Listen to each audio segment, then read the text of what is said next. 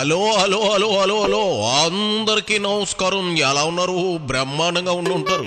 మరి ఈ రోజు రాజమండ్రిలోకి వచ్చిన సెలబ్రిటీ ఎవరో నేను చెప్పబోయే ముందుగా ఈ వీడియోకి ఒక లైక్ ఇచ్చి, అలాగే మన కేకే న్యూస్ ని ఎవరైతే సబ్స్క్రైబింగ్ చేసుకోలేదో కోతంత చేసుకుని నన్ను ఎంకరేజ్మెంట్ చెయ్యండి. మరి రాజమండ్రిలోకి వచ్చిన సెలబ్రిటీ ఎవరు బాబు? ఓహో, అమ్మయ్య, అమావాస్య వస్తుంది అనుకునే లోపే జగన్ రెడ్డి మీడియా ముందుకు వచ్చాడు. గత అమావాస్యకు వచ్చాడు, మళ్ళీ ఇదే దర్శనం ఇవ్వడం. ఇదిగో జగన్ రెడ్డి ఓ పాళి వాతావరణం, దాని తాలూకా రిపోర్టు, ఎక్కడెక్కడ వడగల వాన పడింది, ఎక్కడెక్కడ వర్షం పడిందో ఓ పాలి చెప్పి అప్పుడు మ్యాటర్లోకి రావా. ఖాళీగానే ఉన్నావు కాబట్టి వాతావరణ సమాచారం ఇవ్వడం కంటే నువ్వు చేసేదేమీ లేదు. అందుకే నిన్ను అడిగా, చెప్పు, నాంచకు చెప్పు.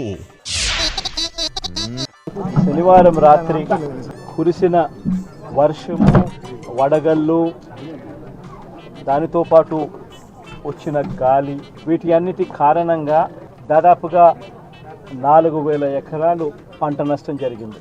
ఈ లింగాల మండలంలోనే కోమనూతల, తాతిరెడ్డిపల్లె, చెర్లోపల్లి, ఎగోపల్లె, పార్నపల్లె, పక్కన అనంతపురం జిల్లాలోని నిర్జాంపల్లె అండ్ రాడితోట, దాదాపుగా ఇవన్నీ 4,000 ఎకరాలకు సంబంధించిన పంట నష్టం జరిగింది. ఓసో నిద్రలేచి మోకం కూడా కడుక్కోకుండా వచ్చేసేవా ఏంది జగనా? అది ప్రకృతి వైపరీత్యం, వడగళ్ల వాన కూడా కూటమి ప్రభుత్వం ప్లాన్ చేసి కురిపించింది అంటావా ఏంది? కోంపదీసి నిన్ను వెదర్ రిపోర్ట్ ఇవ్వమంటే పంట నష్టం రిపోర్ట్ ఇస్తా ఉన్నావేంది జగన్ రెడ్డా? దానికి అధికార ప్రభుత్వం ఉంది. వాళ్ళు రైతులకు ఏం కావాలో, నష్టపోయిన వాళ్ళకి ఏం చెయ్యాలో చూసుకుంటారు కదా. నీకెందుకు అంత ప్రయాస? వెనకటికి నీలాంటోడే రాజ్యం ఉన్నప్పుడు పాలన చేయలేదు, కానీ ఓడిపోయిన తర్వాత రాజ్యాన్ని వెళ్తా అంటూ మొండికేశాడట. ఇది ప్రజాస్వామ్యం, రాసరికం కాదు. అంచేత కుక్క పని కుక్క చెయ్యాలి, గాడిద పని సాకిరి గాడిద చెయ్యాలి. అలా కాదని జనం మెప్పు కోసం కుక్క చేసే పని గాడిద, గాడిద చేసే పని కుక్క చేస్తే ఏమవుతుందో నీకు ఆ కథ బాగా తెలిసే ఉంటది. తెలియకపోతే పెట్ట కథలు చెప్పే శ్యామల ఉంది కదా, బ్యాటింగ్ కేసులో ఇరుక్కుని జుట్టు పీక్కుంటా ఉంది. ఆవినాడు సవివరంగా కథలు మా బాగా చెప్తుంది. అంటే 2023 జూన్లో వేసిన పంటలకు, ఖరీఫ్లో వేసిన పంటలకు 2024 మే జూన్ మాసంలో ఇన్సూరెన్స్ ప్రీమియం కట్టాలి. రాష్ట్ర ప్రభుత్వం తరఫున కట్టాల్సిన ఇన్సూరెన్స్ ప్రీమియం కట్టి ఉంటే 1,280 కోట్లు కట్టి ఉంటే 2023కు సంబంధించిన ఖరీఫ్కు సంబంధించిన రైతన్నలకు మేలు జరిగి ఉండేది. చంద్రబాబు నాయుడు గారు అధికారంలోకి వచ్చాడు. వచ్చిన వెంటనే తాను 2023-24కు సంబంధించిన ఖరీఫ్ సంబంధించిన ప్రీమియం సొమ్మును ఎగరగొట్టేశాడు కట్టకుండా. దానివల్ల 1,280 కోట్ల రూపాయలు కట్టని కారణం వల్ల 2023 ఖరీఫ్ పంట వేసిన రైతన్నకు తీవ్ర నష్టం జరిగింది. మళ్ళీ ఈరోజు 2024 ఖరీఫ్ పంటకు సంబంధించిన విషయాలు మనం ప్రస్తావిస్తూ ఉన్నాం. ఈరోజు 2024 ఖరీఫ్కు సంబంధించిన ఇన్సూరెన్స్ ప్రీమియం కూడా కనీసం ఈ మేలో చంద్రబాబు నాయుడు గారు అనే వ్యక్తి కడితే, ఇక్కడ నువ్వు 2 పాయింట్లలో లాజిక్ లేకుండా మాట్లాడుతున్నావేమో అనిపిస్తా ఉంది జగన్ రెడ్డి. 2023 ఖరీఫ్ కు ప్రీమియం కట్టాల్సింది ఎవరు? అప్పుడు గవర్నమెంట్ ఎవరిది? ఎన్నికలు వచ్చేస్తున్నాయి, కోడ్ ఉంటుంది అని తెలుసు కదా, మరి ఎందుకు ముందే ఆ ప్రీమియం కట్టకుండా ఎగ్గొట్టేశావు జగన్ రెడ్డి?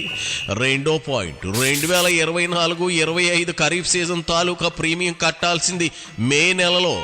ఇప్పుడు మార్చిలో ఉన్నాం, ఇంకా మే నెల రాకుండా ఎలా కడతారు? కడితే అనే మాట ఏంటి? కట్టకపోతే కదా అడగాల్సింది. నువ్వు మర్చిపోతున్న పాయింట్ ఏంటో తెలుసా?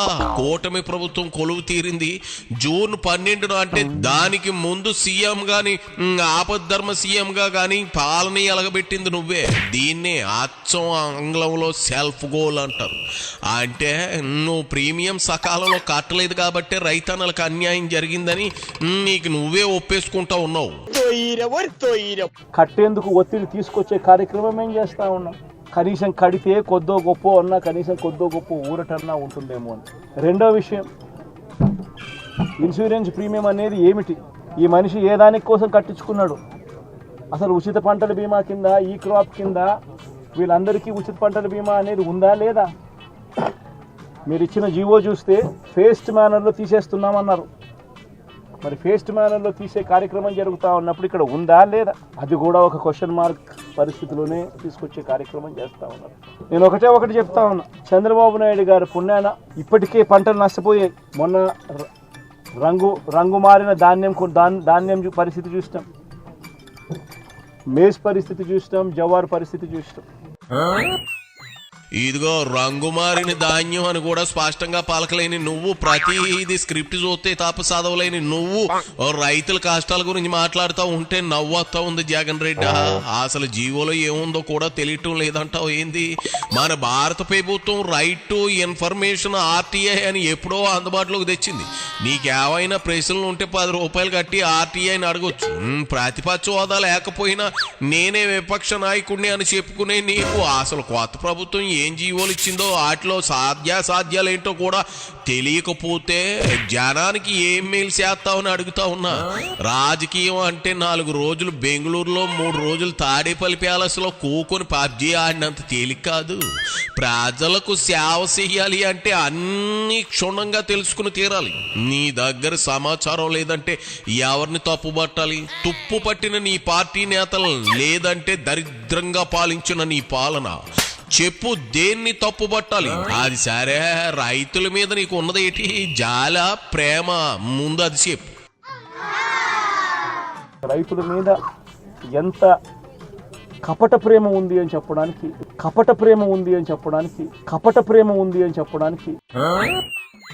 అయ్య బాబోయ్, ఆ సజ్జలు ఏం రాసిచ్చాడు జగన్ రెడ్డి? నీకు రైతుల మీద కపట ప్రేమ ఉందా? కపట ప్రేమ అంటే ఎక్కువ ప్రేమ అనుకుంటా ఉన్నావా? కపట ప్రేమ అంటే దొంగ ప్రేమ అని అర్థం. నీది దొంగ ప్రేమ అని నీకు నువ్వే చెప్పుకుంటా ఉన్నావా? ఎవర్రా స్క్రిప్ట్ రాసిచ్చింది? చూసుకోవాలి కదా. వారు రాసిచ్చారు సరే, నీకైనా కపట ప్రేమ అంటే అర్థం ఉండాల్సింది కదా. First class student. రేటు చూస్తామా అంటే నెల కిందట 26,000 పలికిన రేటు ఈరోజు 9,000 రూపాయలకు పడిపోయిన పరిస్థితులు చూస్తా ఉన్నాం. 9,000 కూడా కాదు, ఇంకా 9,000 కూడా కాదు సార్, ఇంకా తక్కువ అంటున్నారు. వ్యాపారస్తులు ఎంత అంటే బండి పంపడు సార్. ఈరోజు 9,000 కాదు 6,000 అని చెప్తున్నారు రైతులందరూ. ధర పడిపోయిన పరిస్థితులు కనిపిస్తూ ఉన్నాయి. మరి రాష్ట్ర ప్రభుత్వం అన్నది రైతును ఎక్కడ పట్టించుకుంటా ఉంది అని అడుగుతా ఉన్నాం. మిర్చి పంట అయినా అదే పరిస్థితి, ధాన్యం కొనుగోలైనా అదే పరిస్థితి. 300 నుంచి 400 రూపాయలు పర్ టన్ను రైతు నష్టపోయిన పరిస్థితి. మిర్చికి 11,800 రూపాయలు కొనుగోలు చేస్తామన్నారు. ఇంతవరకు 1 కేజీ కొనుగోలు చేయాలి ఒక రైతు దగ్గర నుంచి. పెసర పరిస్థితి అదే, శనగల పరిస్థితి అంతే, మినుముల పరిస్థితి అంతే, కందుల పరిస్థితి అంతే. ఏ పంటకు ఈరోజు కనీస గిట్టుబాటు ధర రాని పరిస్థితిలో ఈరోజు రైతన్న వ్యవసాయం చేస్తా ఉన్నాడు. నీకు విషయం చెప్పనా, నెల క్రితం కూడా కూటమి ప్రభుత్వమే ఉందిగా జగన్ రెడ్డి. 9 నెలలుగా పాలన చేస్తుంది చంద్రబాబు అనుకోనే మర్చిపోకు. అంటే నెల క్రితం రైతుల్లో గిట్టుబాటు ధర ఉంది, బ్రహ్మాండంగా పంటను అమ్ముకున్నారా అంటావు అంతేనా? నీ మాటల్లో బేలతనం చూస్తూ ఉంటే నువ్వు రాజకీయంగా సీఎంగా చేసేవా అనే డౌట్ అనుమానం కలుగుతూ ఉంది. ఇక చెప్పినంత వరకు చాలు. శివరాఖరిగా ఏం చెబుతావో చెప్పి బయలుదేరు. రైతులకు ఎంతకీ మీ పార్టీ తరఫున ఏమైనా ఇస్తున్నావా లేదా? ముందు అది చెప్పు. ప్రతి రైతన్నకు నేను ఒకటే చెప్తా ఉన్నా, కళ్ళు మూసుకుంటే సంవత్సరం అయిపోయింది, ఇంకా కళ్ళు మూసుకుంటే మరో 3 ఏళ్ళు ఓపిక పట్టండి. వచ్చేది మన ప్రభుత్వమే. మన ప్రభుత్వం వచ్చిన 1 నెలకే ప్రతి రైతన్న ముఖంలో సంతోషాన్ని చూసేటట్టుగా వాళ్ళకి రాని ఇన్సూరెన్స్ను ఇప్పిస్తా, ఇప్పుడున్న ఇన్పుట్ సబ్సిడీ ఇస్తాను. ఇవ్వడమే కాకుండా ప్రతి రైతన్నకు 2023లో ఏ రకంగా ప్రతి రైతన్నకు 50,000 రూపాయలు మళ్ళీ ఇచ్చినట్టుగా ఆ డబ్బు కూడా మళ్ళీ ఇచ్చే కార్యక్రమం కూడా ఖచ్చితంగా రైతన్నకు. ప్రతి రైతన్నకు నేను భరోసా ఇచ్చి నేను ఈ విషయం చెప్తా ఉన్నా.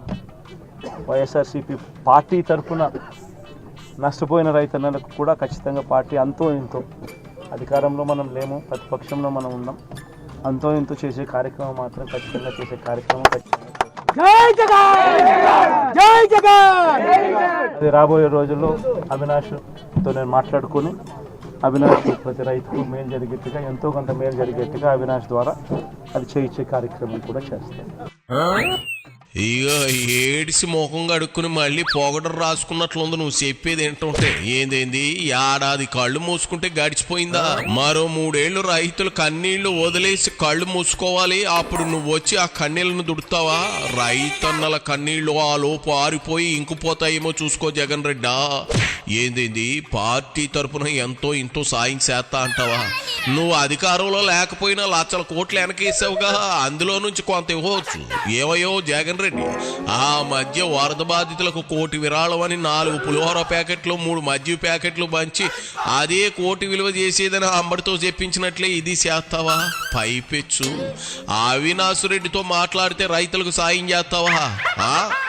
అతగాడు పిల్లికి కూడా నీలాగే బెచ్చం పెట్టడని కడపలో ప్రతి గడపలో అనుకుంటా ఉన్నారు. మీరిద్దరూ కలిసిన చోట కోట శ్రీనివాసరావు కోడిని తీసి ఉత్తి అన్నం తింటున్నట్టు చికెన్ తిన్నట్లు ఊహించుకున్నట్లే అని జనానికి పాటపాగలే సినిమా చూపిస్తారు. నాకు తెలుసు కానీ ఇదిగో ఏక వెళ్ళు, అసలే ఏసీకి అలవాటైన శరీరం నీరు కారిపోవచ్చు, వడదెబ్బ తగలొచ్చు. ఎల్లిరా జగన్ రెడ్డి, ఎల్లిరా.